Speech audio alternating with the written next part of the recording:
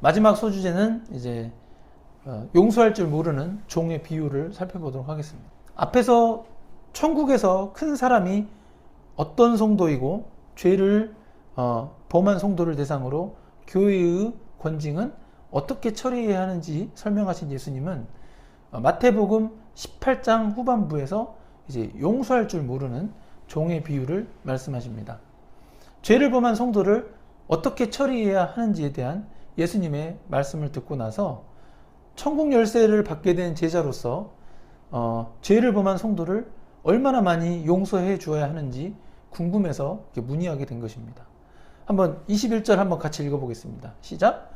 그때 베드로가 나와 이르되 주여 형제가 내게 죄를 범하면 몇 번이나 용서하여 주리이까? 7번까지 하리이까? 아멘.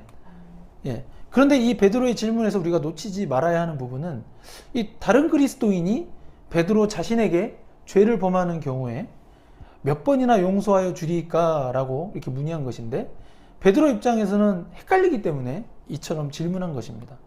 산상수훈의 일부인 이 마태복음 6장에서 예수님은 이 주기도문을 가르치실 때 다음과 같이 말씀하셨습니다. 이거 중요하니까 읽어볼게요. 우리가 우리에게 죄 지은 자를 사하여 준 것 같이 우리 죄를 사하여 주옵시고 또 읽겠습니다.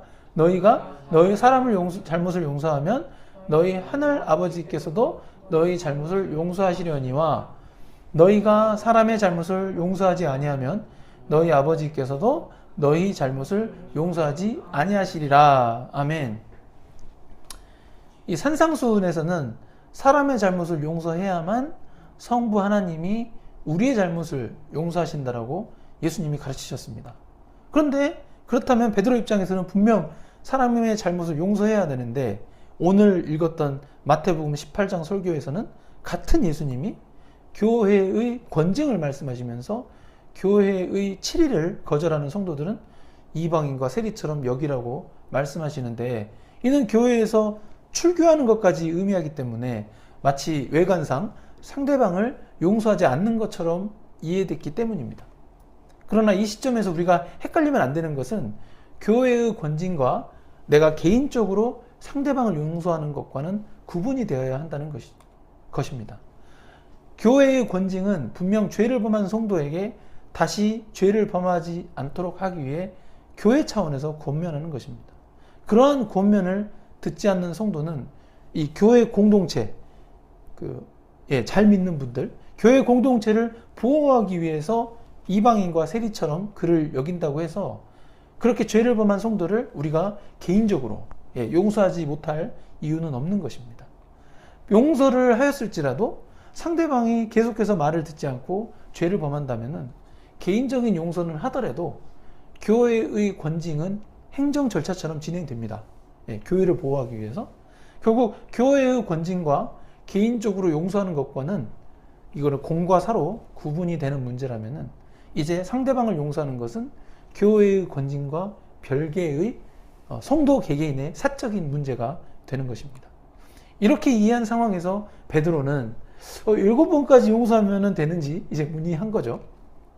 당시 유대인들은 죄를 용서할 때 3번까지 용서하는 것으로 이게 충분하다고 생각하였다고 합니다. 그렇다면 베드로가 7번까지 용서하는 것은 당시 유대인들이 생각하는 것보다는 정확하게 2.3배니까 2배 이상 넉넉하게 용서를 하겠다라고 말한 것이었기 때문에 내심 이제 인간적으로 개인적으로는 예수님의 칭찬을 기대할 만하였을 것입니다. 예수님이 칭찬할 줄 알았는데 예수님은 이제 더 충격적인 답변을 하십니다. 같이 읽어보겠습니다. 예수께서 이르시되 내게 이르노니 7번뿐 아니라 7번을 70번까지라도 할지니라. 아멘.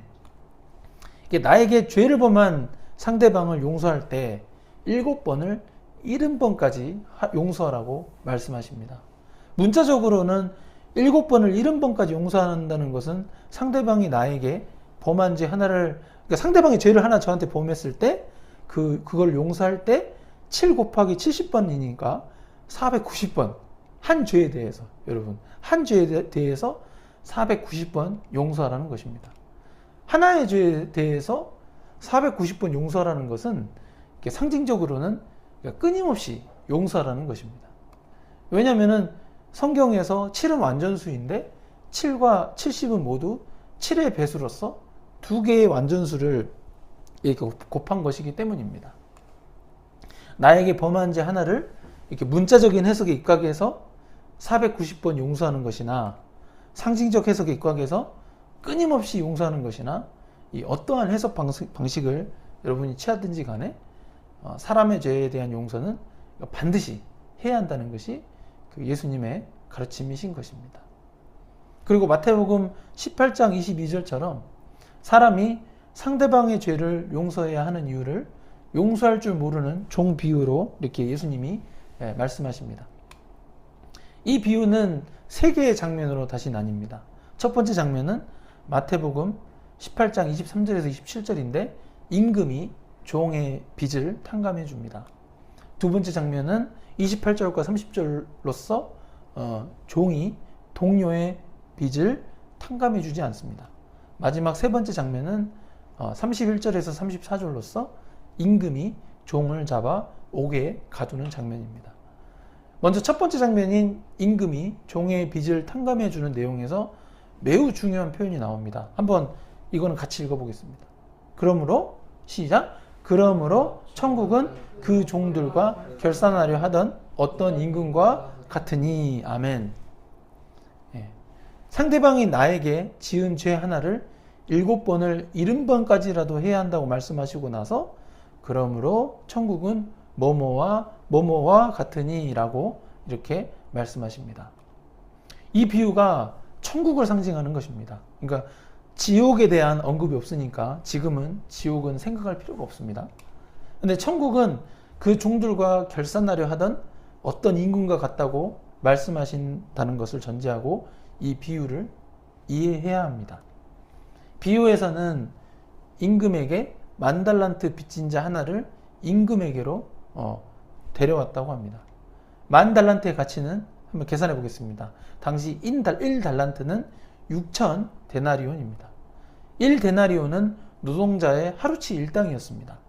1달란트가 6,000데나리온이니까 1달란트는 6,000일을 근무하면은 받을 수 있는 이제 그 급여죠.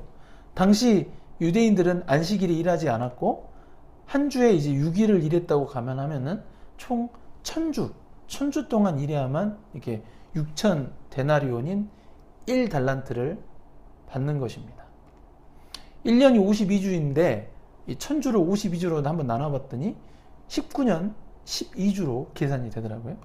그러니까 1달란트 벌기 위해서 우리가 이제 한 명이 19년 12주간 일을 해서 이렇게 벌어야 했다면은 10,000배에 해당하는 10,000달란트를 벌기 위해서는 19년 12주에서 10,000배를 곱한 19만 년 2308년간을 일해야 합니다.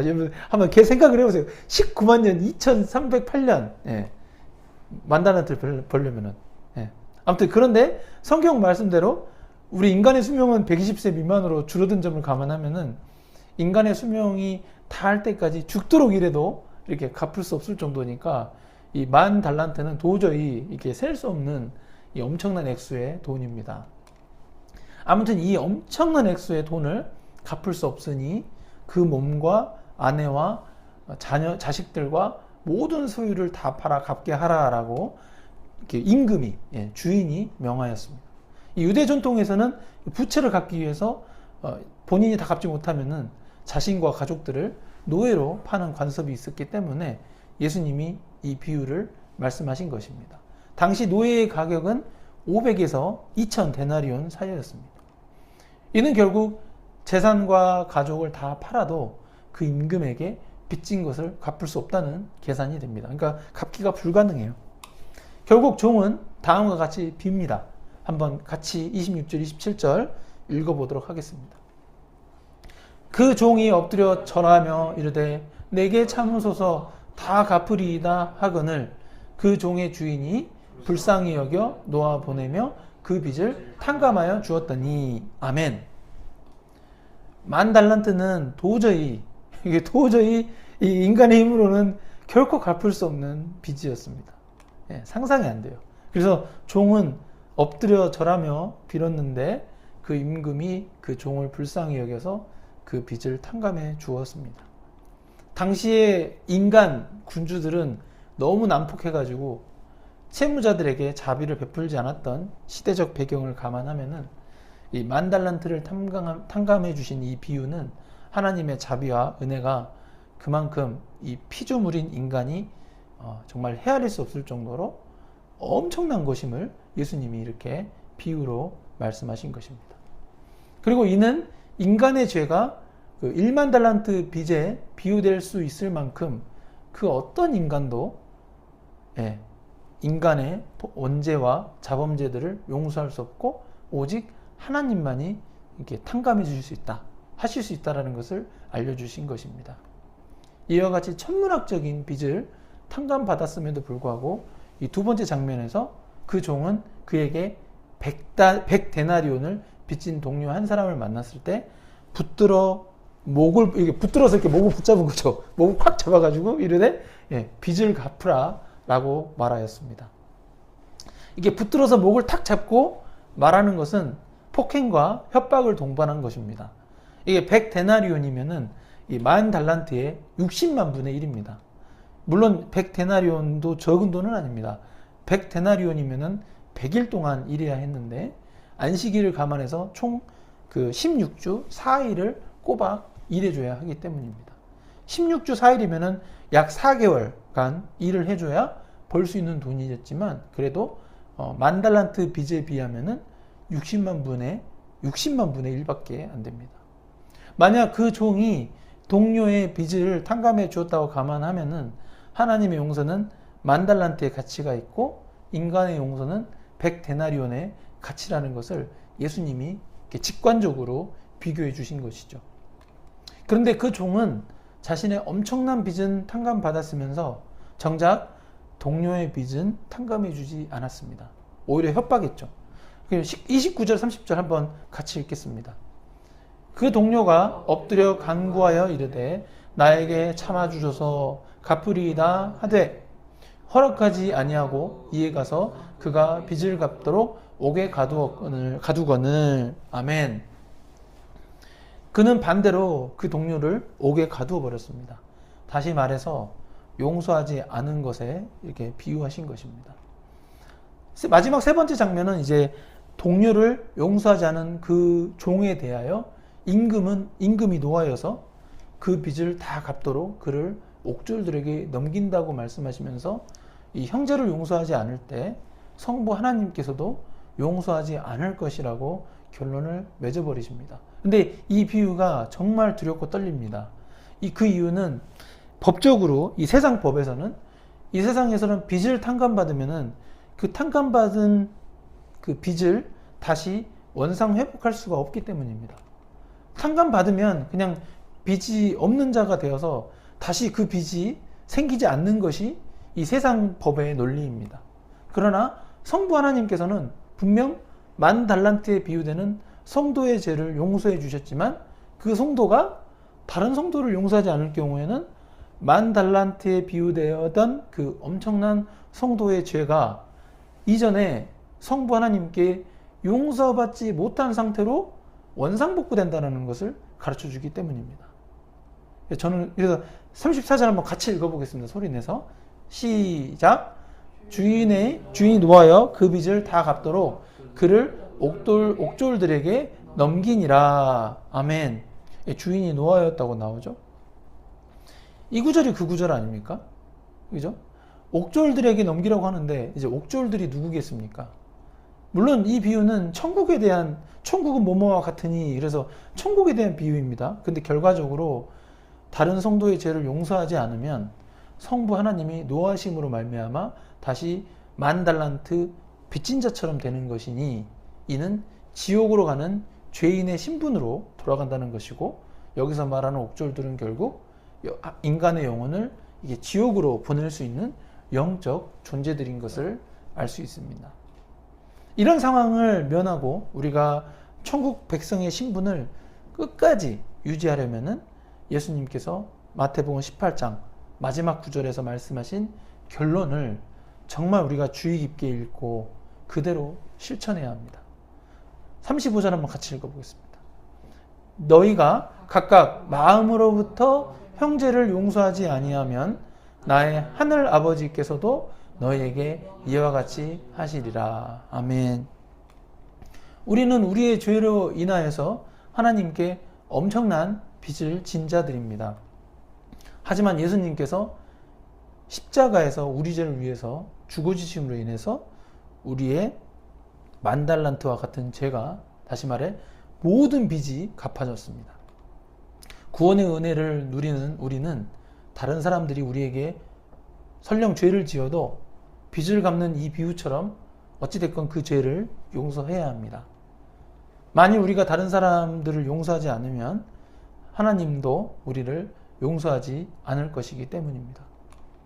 그리고 그 용서는 그냥 그래 용서할게 그냥 알았어 그래 이런 거칠의 수준이 아니고 진짜 마음속으로부터 마음으로부터 용서해야 하는 것입니다. 그렇게 해야만 예수 그리스도의 희생으로 우리의 죄를 용서하신 성부 하나님의 용서가 계속해서 효력을 유지한다라는 것을 우리가 마음 깊이 새겨야 하겠습니다. 마태복음 5장 44절 한번 같이 읽겠습니다. 시작. 나는 너희에게 이르노니 너희 원수를 사랑하며 너희를 박해하는 자를 위하여 기도하라. 아멘. 죄인된 우리들은 사실상 하나님의 원수와 같은 존재들이었습니다. 그러나 예수님은 원수나 다름없는 우리를 위해서 십자가에서 죽어주실 정도로 우리를 사랑하셨습니다. 결국 하나님이신 예수님께서 원수 마귀의 자식들인 우리들을 사랑하셔서 죽어주셨으니 하나님이야말로 진짜 예수님이 원수를 사랑하셨던 것입니다. 예수님도 원수를 사랑하셨으니 내 죄사함 받은 우리 또한 이제는 하나님의 양자된 자녀로서 원수까지도 사랑해야 하는 것입니다. 그리고 그 원수까지 사랑한다는 것은 이 마음으로부터 용서하는 것을 의미합니다. 원수를 사랑한다고 원수가 우리를 사랑합니까? 원수는 우리를 미워하고 복수하고 싶어 합니다. 그러나 우리는 그러한 원수를 마음으로부터 용서하면은 그를 사랑하는 것이 되는 것입니다. 여러분의 원수가 누구입니까? 여러분의 가족 중에 원수가 있습니까? 여러분의 직장 동료, 상사 또는 부하 직원, 세상 친구 중에 혹시 원수가 있습니까? 아니면은 교회 공동체 안에 원수가 있습니까? 그 원수가 누구이든지 간에 그들이 여러분들에게 범한 죄들을 마음으로부터 용서하는 용인승리교회 성도님들 되시기를 예수님의 이름으로 축복합니다. 아멘. 맺은 말입니다. 오늘 그 주일 설교 말씀을 통해서 길 잃은 양 비유, 교회의 권징, 그다음에 용서할 줄 모르는 종의 비유 등의 내용을 같이 살펴보았습니다. 길 잃은 양 비유에 해당하는 그리스도인들은 이 지구상에 존재하는 80억 명 인구 전체를 대상으로 하지는 않습니다. 80억 명 인구 중에 성부 하나님이 구원하시기로 예정하신 선택받은 그리스도인들 가운데 아직 예수 그리스도를 믿지 않고 있거나 한때 예수 그리스도를 믿었지만 일시적으로 실족한 그리스도인들이 길 잃은 양에 비유될 수 있을 것입니다. 그 영혼들을 예수님이 그만큼 소중히 여기고 계십니다. 12월 25일 목요일이 크리스마스, 그러니까 성탄절인데 2000년 전에 이 땅에 오신 이유가 바로 길 잃은 양을 찾아내어 구원하고자 하시는 목적이셨습니다. 제가 이 제목을 맺은 말로 바꿔야 되는데 죄송합니다. 아무튼 그리스도인이 되어서 죄를 범할 경우에 교회 차원과 성도 개인 차원에서 죄를 범한 성도를 대상으로 어떻게 처리해야 하는지에 대해서도 예수님이 가르쳐 주셨습니다. 오늘 그 교회의 권징은 교회 차원에서 진행하는 것이지만 교회의 권징과 무관하게 성도 개인 차원에서는 끊임없이 용서하라는 예수님의 말씀을 마음속 깊이 새기시면서 길 잃은 양 비유처럼 성도 각 개인을 소중히 여기시는 예수님의 마음을 알아서 우리는 그리스도인들 사이의 관계에서 서로 용서하고 더욱 사랑하는 관계가 지속되어야 하겠습니다. 아멘입니다.